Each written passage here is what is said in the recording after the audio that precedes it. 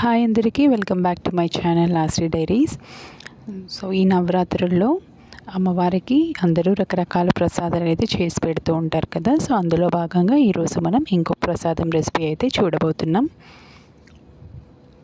మనలో చాలామంది రవ్వతో చేస్తూ ఉంటారు, ఓన్లీ సేమియా యూస్ చేస్తూ ఉంటారు కదా. సో అలా కాకుండా రెండు కూడా కలిపి మనం ఇలా రవ్వ కేసరి, సేమియా కేసరి చేసామంటే ఇది కూడా బాగుంటుంది. ఒకసారి ట్రై చేయండి. దానికోసం సేమియా, ఉప్మా రవ్వ అండ్ డ్రై ఫ్రూట్స్, పంచదార.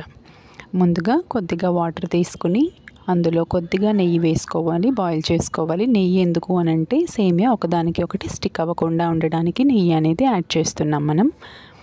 సేమియా వేసి ఉడికించుకోవాలి. సేమియా అయితే ఉడికిపోయింది. సేమియా ఉడికాక దాన్ని ఒక స్ట్రైనర్లో తీసి పక్కన పెట్టుకోవాలి.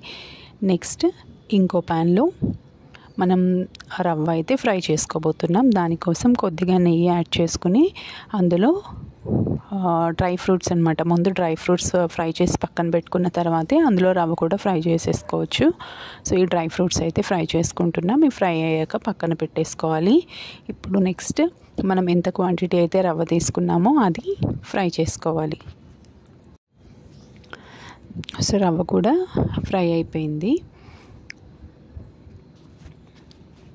మన ఛానల్ని ఫస్ట్ టైం చూసే వాళ్ళు ఎవరైనా ఉంటే please do subscribe our channel.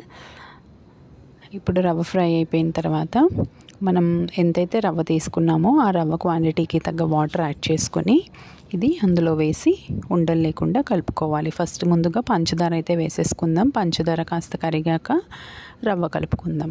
కొద్దిగా చిటికెడు సాల్ట్ కూడా యాడ్ చేసాం ఇందులోనే.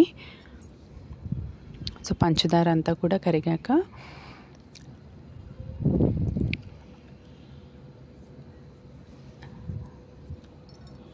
రవ్వ అందులో వేసేసుకోవాలి. అది ఉండలు లేకుండా బాగా మిక్స్ చేయాలి. ఇలా కలుపుకుంటూ ఉండాలన్నమాట, లేదంటే అది ఉండలు అయిపోతుంది. నెక్స్ట్ ఇందులోనే మనం బాయిల్ చేసి పక్కన పెట్టుకున్నాం కదా సేమియా, ఆ సేమియా కూడా ఇందులోనే యాడ్ చేసేసేయాలి. ఇప్పుడు రెండు కూడా బాగా కలిసేటట్టు మిక్స్ చేసుకోవాలి.